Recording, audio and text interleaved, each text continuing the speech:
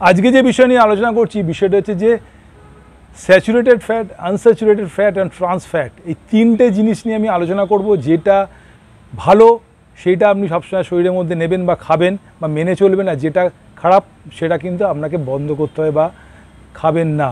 তাহলে দীর্ঘদিন সুস্থ থাকবেন, ডাক্তার কাছে যেতে হবে না, আপনার হার্ট অ্যাটাক হবে না, স্ট্রোক হবে না, আমি গ্যারেন্টি দিচ্ছি। কারণ যে লোকেরা নিরামিষ খায় তাদের কিন্তু হার্ট অ্যাটাক, স্ট্রোকের পরিমাণ কম। সুতরাং যত বেশি করে জাঙ্ক ফুড খাবেন, যত বেশি করে আনস্যাচুরেটেড ফ্যাট আপনি যত বেশি করে খাবেন, মানে কোলেস্টেরলহীন খাওয়ার, সেটা কিন্তু ভালো।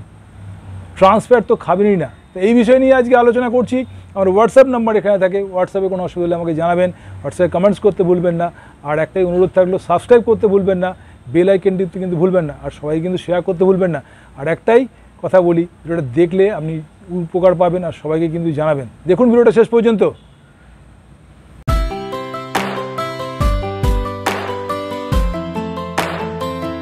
তো আজকে যে বিষয় নিয়ে আলোচনা করছি বিষয়টা হচ্ছে যে আপনার এই ভিডিওটাতে আমি যেটা বলছি, যেটা আপনি মেনে চললে, আপনি যদি মেনে চলেন আপনার ভালো হবে, আপনি যদি মেনে চলেন আপনার ফ্যামিলি আপনার জন্য ভালো থাকবে, আর আপনি ভালো থাকলে আপনার ফ্যামিলিও সুন্দরভাবে চলবে।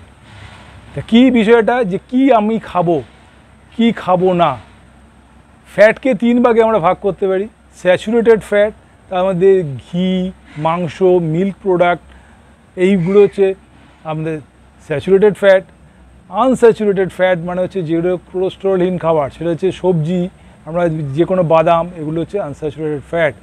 আর ট্রান্স ফ্যাট হচ্ছে যে জাঙ্ক ফুড, যে কোল্ড ড্রিঙ্কস, তারপরে বেভারেজ জাতীয় জিনিস, কেক, পেস্ট্রি, ভাজাভুজি, যেগুলো আমরা প্যাকেট জাতীয় জিনিস যেগুলো খাই, সেগুলো হচ্ছে ট্রান্স ফ্যাট। তো ট্রান্স ফ্যাট শরীরের মধ্যে যখনই ঢুকবে সেটা আপনার পক্ষে ক্ষতি হবে। তখনই আপনার আমাদের যে সার্কেডিয়ান রিদিম আছে শরীরের মধ্যে, রিদিমে সবসময় কাজ করে। হার্ট একটা রিদিমে কাজ করে, লাং একটা রিদিমে কাজ করে, লিভার একটা রিদিমে কাজ করে, সমস্ত অর্গানগুলোর রিদিমে কাজ করে।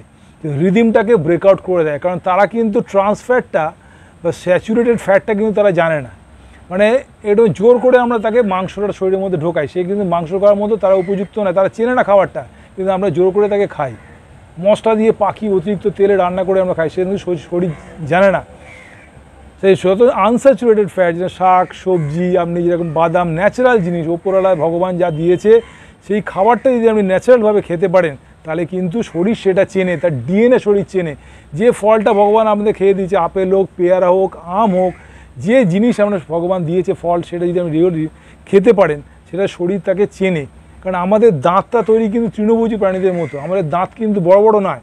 জন্তুদের দাঁত দেখবেন বড় বড়, তাকে হিংচে কামড়ে খাওয়ার জন্য তাদের দাঁতগুলো বড় বড় দেওয়া হয়, তারা কিন্তু মাংসাশী। কিন্তু আমরা মাংসাশী নয়, আমরা কিন্তু তৃণভোজীর মতো, আমাদের দাঁতের সেফ। তো সুতরাং আমরা চিবিয়ে খেতে ভালোবাসি, আমরা গিলে খেতে ভালোবাসি না। সুতরাং চিবিয়ে যত খাবেন, অত অল্প অল্প করে মুখের মধ্যে নিয়ে যত চিবিয়ে খাবেন, সেটা শরীরের পক্ষে লাগবে। এবং বাবা ধরে একটা কথা বলেছি, দুধ জাতীয় জিনিস বা আপনি মাংস যেগুলো আমরা খাই, লেগসের জিনিস, সেগুলো আপনি খাওয়া বন্ধ করুন, ভালো থাকবেন। এবারে আলোচনায় আসি স্যাচুরেটেড ফ্যাট। স্যাচুরেটেড ফ্যাট হচ্ছে আমরা দুধ, ঘি, মাখন যেগুলো আছে সেগুলো স্যাচুরেটেড ফ্যাট। তার সঙ্গে সঙ্গে মাংস স্যাচুরেটেড ফ্যাট, এগুলো আপনি অফ করে দিন, শরীরে কোলেস্টেরল আপনার ঢুকবে না। এটা এক নম্বর কথা।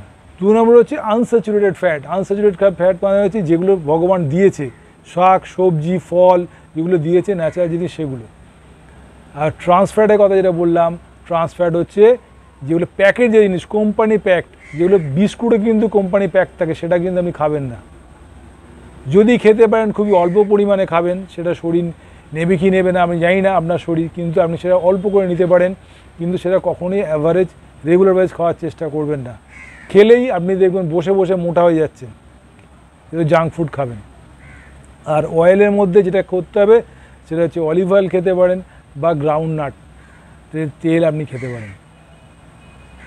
তেল যত কম খাবেন শরীর তত সুস্থ থাকবে। কারণ তেলে পাকিয়ে, যত মশলা দিয়ে পাকিয়ে খাবেন, সেই খাবারটা কিন্তু শরীর চেনে না। যখনই শরীর চিনবে না, তখনই শরীরের মধ্যে তৈরি হবে আমাশা, তৈরির মধ্যে সমস্ত ফ্যাট তৈরি হবে, সমস্ত প্রবলেমগুলো তৈরি হবে যাবে। সুতরাং যে খাবারটা শরীর চেনে সেই খাবারটা আপনি খাওয়ার চেষ্টা করুন, খেলেই আপনি সুস্থ থাকবেন। তাহলে আমি আলোচনা করে দিলাম saturated fat, unsaturated fat, trans fat কোন কোন খাবার সময় আলোচনা করে দিলাম। এবারে একটা কথায় আসি, যেটা করলে আপনার এই দুটো জিনিস আরও ভালোভাবে কাজ করবে, মানে কোলেস্টেরলটা বার্ন আউট করবে, কোলেস্টেরলটা আপনার ইয়ে করবে, শরীর নিয়ে খরচা করতে পারবে ক্যালোরি হিসাবে, সেটা হচ্ছে কি রেগুলারাইজ প্লাঙ্ক করুন, কপালভাতি করুন। কপালভাতি করলে ডাইজেস্টিভ সিস্টেমটা ভালো হয়ে যাচ্ছে, নিঃশ্বাসটা ছাড়ছি, পেটটা ভেতরে ঢুকছে। সেকেন্ডে একটা করে 5 মিনিটে 300 বার করুন, 200 বার করুন, তাতেও এনাফ। অনুলোম বিলোম তো জানেনই,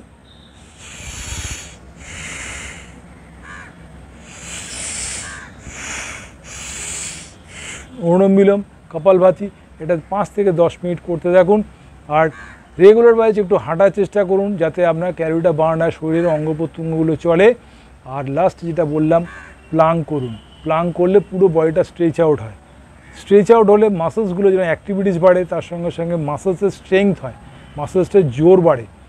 এই তাহলে কি বললাম, আপনার সকালে একটু হাঁটা, তার সঙ্গে সঙ্গে কপালভাতি, অনুলোম বিলোম এটা করবেন, তার সঙ্গে সঙ্গে প্লাঙ্ক, এই 3টে জিনিস করুন। আপনার কোলেস্টেরল, ব্যাড কোলেস্টেরলটা আপনার শরীর থেকে বেরিয়ে যাবে। আর তার সঙ্গে সঙ্গে আপনি সুস্থ সবল জীবনযাপন করবেন। প্রত্যেক সাধু ঋষিরা, আগেকার দিনে সাধু ঋষিরা আমরা সব জানি, তারা কেউ 100 বছর 150 বছর বেঁচে ছিল। তারা ডিউ টু দিস রিজনস, এই কারণের জন্য ন্যাচারাল জিনিস খেত, তারা এই পাকিয়ে প্রসেস করা ফুড খেত না, তারা দীর্ঘদিন সুস্থ ছিল। তাহলে আপনি যখনই বেশি পাকিয়ে তরকারিতে বেশি করে তেল দিয়ে মশলা দিয়ে পাকিয়ে খাবেন, সেটাই শরীর চিনবে না, শরীর সেটা ক্ষতি করবে, শরীর সেটা নিতে পারবে না, শরীর সেটা চেনে না, তখনই হজম প্রক্রিয়া বিকৃতি করবে, তখন গ্যাস হবে, অ্যাসিড হবে। আর গ্যাস যত হবে তত শরীরের মধ্যে তত আমাদের থাইরয়েড থেকে শুরু করে কোলেস্টেরল লেভেল বাড়বে, তার সঙ্গে সঙ্গে জয়েন্টের পেনগুলো শুরু হবে, আর্থারাইটিস কুইক এসে যাবে, আপনার ওবেসিটি, ওজন বেড়ে যাবে। এই সিস্টেমগুলো আপনি যদি ফলো করতে পারেন, আমরা সার্কেডিয়ান রিদমের কথা যেটা বলেছিলাম, যে হার্ট, লাং, লিভার, কিডনি, ভেতরে অর্গানসগুলো আছে, সেগুলো সব সুন্দর তালে চলবে, মিউজিশিয়ানের মতো তালে চলবে, আপনি সুস্থ সবল জীবনযাপন করবেন, আপনার কোনো রোগ হবে না, আপনি ডাক্তার দেখাতে হবে না, কোনো মেডিসিন খেতে হবে না। 3টে জিনিস আমাদের শরীরের মধ্যে সবথেকে বেশি প্রবলেম করে এখনকার দিনে, যে মডার্ন আমি দেখছি পেশেন্টদের জন্য, আমার চেম্বারে যখন দেখি, তাই কী করে, এক হচ্ছে ইউরিক অ্যাসিডের সমস্যা, কোলেস্টেরলের সমস্যা, আর ফ্যাটি লিভারের সমস্যা। এই 3টে জিনিস মানুষকে, 3টে জিনিস কিন্তু কুঁড়ে লোকেদের হয়, 3টে জিনিসই আপনি নিজে দেখবেন। যারা লেবার ক্লাসের লোক, তাদের কোনো কোলেস্টেরল হবে না, তারা কোলেস্টেরল পরিশ্রম করছে, খাচ্ছে, কোলেস্টেরল ঝরিয়ে দিচ্ছে, তাদের কোলেস্টেরল আসছে না, লিভার ফাংশন তাদের ভালো থাকছে। ফ্যাটি লিভার বা আমরা হেপাটোমেগালি ইংলিশে বলা থাকে, যে লিভার এনলার্জকে বলে হেপাটোমেগালি, সেটা আপনার হবে না। আর ইউরিক অ্যাসিডের সমস্যা আপনার থাকবে না। কুঁড়ে লোকেদের ইউরিক অ্যাসিড হয়, যে হাঁটাচলা কম করে, পরিশ্রম কম করে, খায় চুপচাপ বসে থাকে এবং ট্রান্স ফ্যাট বেশি করে খায়, তাদের কিন্তু ইউরিক অ্যাসিড আসে। তাহলে 3টে বড় রোগ থেকে আপনি বেঁচে গেলেন।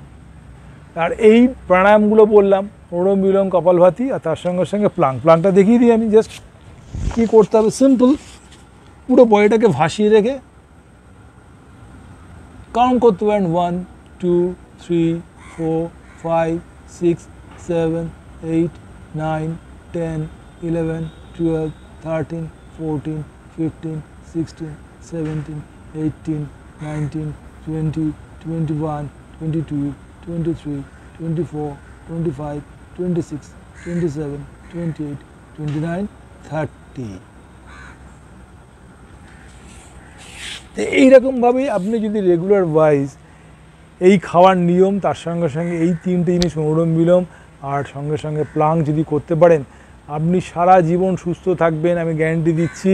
এবং আমার কথা শুনে আমার চেম্বারে কিছু পেশেন্ট, তারা জীবনকে পরিবর্তন করে ফেলেছে, তারা আমার সঙ্গে দেখা হলেই বলে, স্যার আমি অনেক উপকার পেয়েছি। আমি বাড়িতে আর কোনো তেলের জিনিস তো খুবই অ্যাভয়েড করি, কোনো ভাজাভুজি খাই না, তার সঙ্গে সঙ্গে আপনার কথা মতো এই প্রাণায়ামগুলো করি এবং সুস্থ আছি, কোনো মেডিসিন খাই না। আগে প্রচুর মেডিসিন খেত, তারা এখন মেডিসিন খাওয়া ছেড়ে দিয়েছে। তবে আপনিও পারবেন, মনের জোরে যদি এইগুলো করতে পারেন, নিজেকে যদি পরিবর্তন করতে পারেন, তাহলে সুস্থ থাকবেন। আর জলের পরিমাণ বলি, আপনার শরীরের যে ওজন, তাকে 30 দিয়ে ভাগ করলে যে পরিমাণ, যে ফল পেয়ে, সেটা হচ্ছে সেই পরিমাণ জল খাবেন। আর রাত্রির 8টার মধ্যে যত তাড়াতাড়ি আর্লি ডিনার করতে পারবেন, তত সুস্থ থাকবেন। পাখি ওড়ে, পাখি কিন্তু দিনের বেলা খায়, রাতে কিন্তু খায় না। কিন্তু আপনি যত রাতে খাবেন, হজম প্রক্রিয়া বিকৃতি করবে, তাহলে আপনার ঘুমটা অসুবিধা হবে, সমস্যার সৃষ্টি করবে। আর্লি স্টেজে খেয়ে তা আপনি ঘুরুন ফিরুন, যাই কিছু করুন, রাতের খাবারটা আপনাকে তাড়াতাড়ি খেয়ে নিতে হবে। আর এই জিনিসগুলো বললাম যে ফ্যাটগুলো, সেগুলো আপনি বন্ধ করে দিলে আপনি সুস্থ হয়ে যাবেন, সুস্থ থাকবেন, কোনো মেডিসিন আপনাকে খেতে হবে না, আমি গ্যারান্টি দিচ্ছি। আর একটাই কথা বলি, প্রত্যেক মহিলাকে যেমন মাকে নমস্কার করি, মহিলাদের মা বলে বলি এবং গুরুজনদের নমস্কার করে বলি, আপনার এই কথাগুলো শুনুন, আপনি সুস্থ সবল জীবনযাপন করবেন। আর আমার হোয়াটসঅ্যাপ নাম্বার এখানে থাকে, হোয়াটসঅ্যাপে কোনো অসুবিধা আমাকে অবশ্যই জানাবেন। আর কমেন্টস করতে ভুলবেন না, আর সবাইকে শেয়ার করতে কিন্তু ভুলবেন না, আর সাবস্ক্রাইব করতে কিন্তু ভুলবেন না। দীপায়ন সামন্ত আপনার জন্য আছি, কারণ দীপায়ন সামন্ত বলেছে, আর দীপায়ন সামন্ত আপনার বাড়ির ছেলে। কোনো অসুবিধা হলে আমাকে জানাবেন। আমি স্পোর্টস সায়েন্স, স্পোর্টস মেডিসিনের লোক, ফিজিওথেরাপিস্ট। এই বিষয়ে নিয়ে প্রচুর ভিডিও আছে, সেগুলো আপনি দেখলে আপনি উপকার পাবেন। আর আপনি উপকার পেলে সবাইকে কিন্তু আমার কথা বলবেন যে উনি বলেছে, কারণ আমার হোয়াটসঅ্যাপ নাম্বার থাকলে তারাও আমাকে ফোন করবে, আমি তাকে হেল্প করব। তো ভালো থাকুন, সুস্থ থাকুন, আর আমার ভিডিও দেখতে থাকুন। নমস্কার।